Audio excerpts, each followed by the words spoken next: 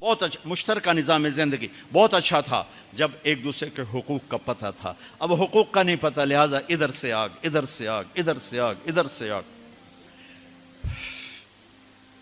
میں سر درد کا مریض ہوں، تھوڑی تھکاوٹ ہو شروع ہو جاتا، فاقہ شروع ہو جاتا، تو میں روزے رکھنے کے لیے مری چلا جاتا ہوں کہ بھئی چلو کوئی ٹھنڈک، روزے کا لمبا ہونا اور ٹھنڈک شاید اس کو کچھ وہ بیلنس کر دیتا ہے، تو میں کچھ 3-4 روزے پھر بھی چھوٹ جاتے ہیں لیکن اکثر پورے ہو جاتے ہیں. تو بھربن میں وہاں ایک جگہ میں ٹھہرتا ہوں، تو عصر کے بعد میں تھوڑا بیان کرتا ہوں معاشرت پر. تو پہلی دفعہ جب میں وہاں ٹھہرا تو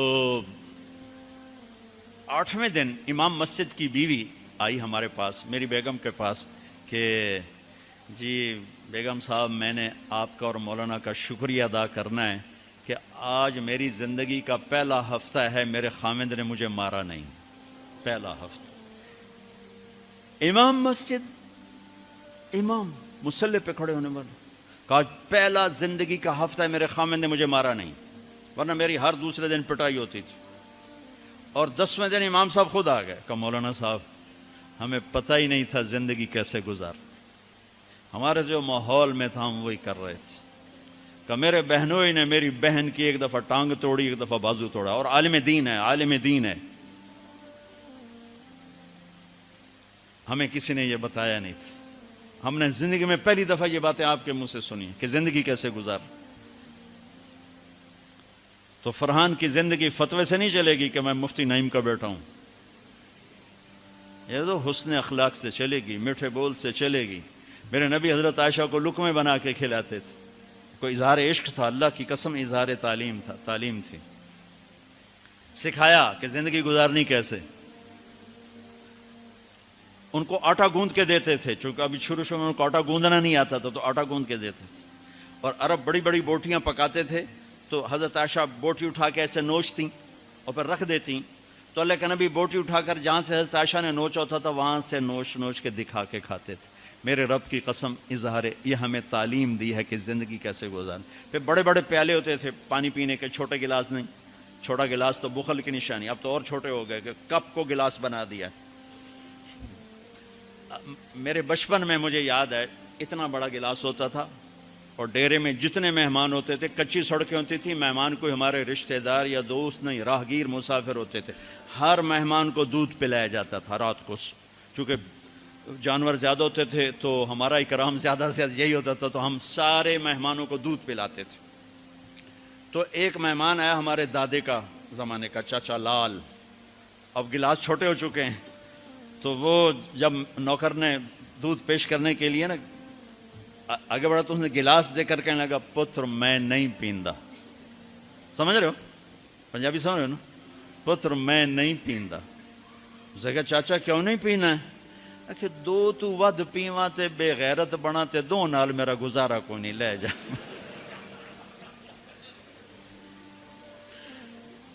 تو بخل کا زمانہ آ گیا، چھوٹی چھوٹی گلاسیں آ گئی. تو بڑے بڑے گلاس ہوتے تھے، تو اما عائشہ رضی اللہ عنہا پانی پی رہے ہیں، رکھ دیا. میرے نبی اٹھا کر جہاں حضرت عائشہ کے ہونٹ لگے ہوتے تھے وہاں ہونٹ رکھ کے پانی پیتے تھے. صرف تعلیم. جس ہستی نے اللہ کو آنکھوں سے دیکھ لیا ہو اس کو کسی چیز کی رغبت ہو سکتی ہے؟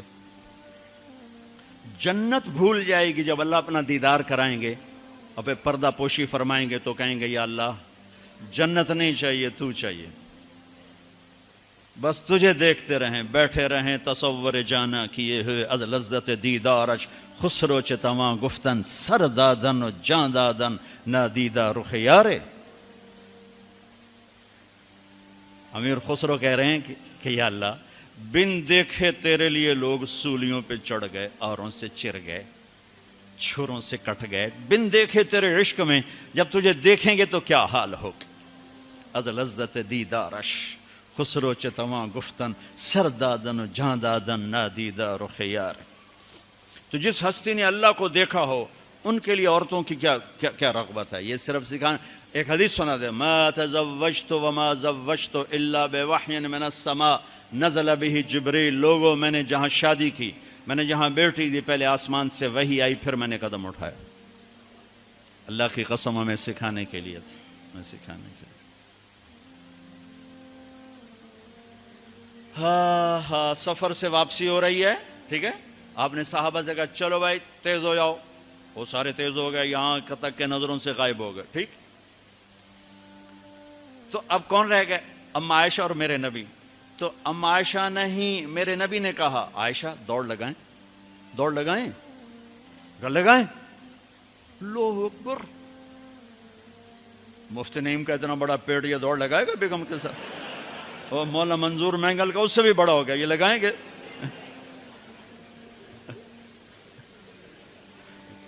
تو عائشہ دوڑ لگائیں، کہا جی لگائیں. تو حضرت عائشہ فرماتی میں آگے نکل گئی لیکن ابھی پیچھے رہے. پھر کچھ عرصہ گزر گیا، کئی سال گزر گئے، پھر ایک سفر سے واپسی ہو رہی. آپ نے کہا ہاں بھائی آگے جاؤ، وہ سارے آگے جا گئے، اجل ہو گئے. آپ نے کہا عائشہ دوڑ لگائیں، کہا جی لگائیں. تو کہا ان دنوں میں موٹی ہو گئی، تبدنت کا لفظ مجھے یاد ہے، کہ میں موٹی ہو گئی تھی. تو جب دوڑ لگائی تو لیکن ابھی آگے نکل گئے. تو آپ نے کہا عائشہ ہذہ بتلک، اب تو میں برابر ہو. اللہ کی قسم زندگی سمجھانے کے لیے. جہاد کا سفر سارا صحابہ کا قافلہ ہے، جنگ کا زمانہ ہے، دشمن چاروں طرف ہے، اور ہم اما عائشہ رضی اللہ عنہ اونٹ پہ بیٹھیں اور ہاتھ لگایا تو ہار غائب. فرمایا میرا تو ہار کوئی نہیں، میں تو نہیں جاؤں گی، میرا ہار ڈھونڈو. تو میرے نبی نے نہیں فرمایا چل بیٹھ، اتنے لوگوں کو تو پریشان کرتی ہے، تجھے پتہ نہیں میں نے سبق پڑھانا تو میرے پیچھے پڑ گئی. طلبہ میرا انتظار کر رہے ہیں. آپ نے کہا بھائی عائشہ کا ہار ڈھونڈو. سب ڈھونڈنے میں لگ گئے. شام ہو گئی، سورج چھپ گیا اور ہار نہیں ملا، اور اس کے بعد تلاش بند ہو گئی. اندھیرے میں کہاں ملے گا؟ اب کیا ہوا؟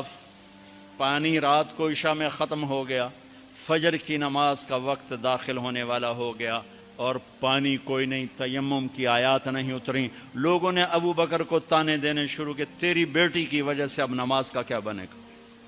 ابو بکر غصے میں آئے اما عائشہ کے خیمے میں. تو اللہ کے نبی گود میں سر رکھے سو رہے تھے. اب آپ تو باپ تھے، تو آ کر اب بول تو سکتے نہیں، اور چہرے سے دوری تیری وجہ سے ہو، اور یہاں پسلی میں ماری انگلی، زور سے انگلی ماری.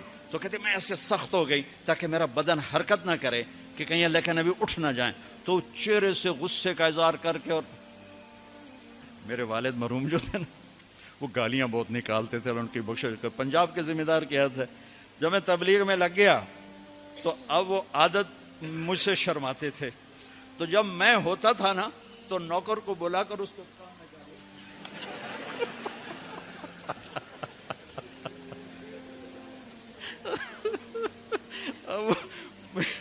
جوانی کی عادت بڑھاپے میں تو جا نہیں سکتی تھی، تو پھر وہ آہستہ آہستہ گالیاں اپنا کوٹا پورا کر لیتے تھے.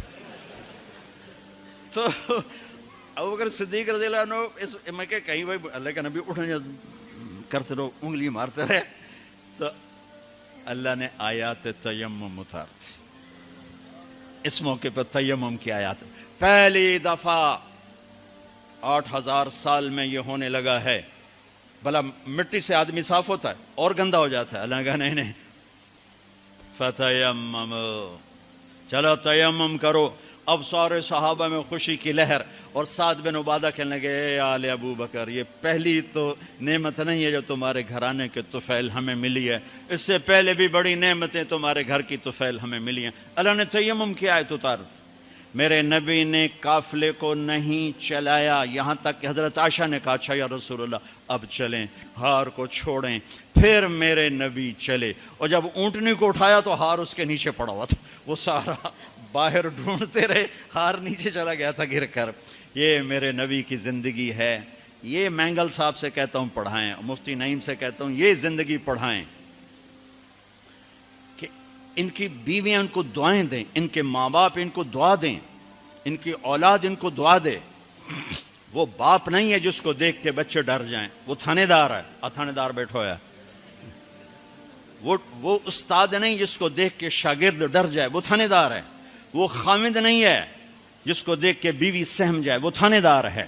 خامد وہ ہے جس کو دیکھ کے بیوی خوش ہو، باپ وہ ہے جس کو دیکھ کے اولاد خوش ہو، استاد وہ ہے جس کو دیکھ کے شاگرد خوش ہو۔ اپنے مصنوعی روب جمانا کہ استاد کی ہیبت ہونی چاہیے، ارے ہیبت، محبت ہونی چاہیے۔ محبت سے علم منتقل ہوتا ہے، ہیبت سے نہیں ہوتا۔ محبت سے جا کر فریکوینسی ملتی ہے، کال ملتی ہے، اور پھر جذبات منتقل ہوتے ہیں۔ تم ہیبت بٹھانے کے چکر میں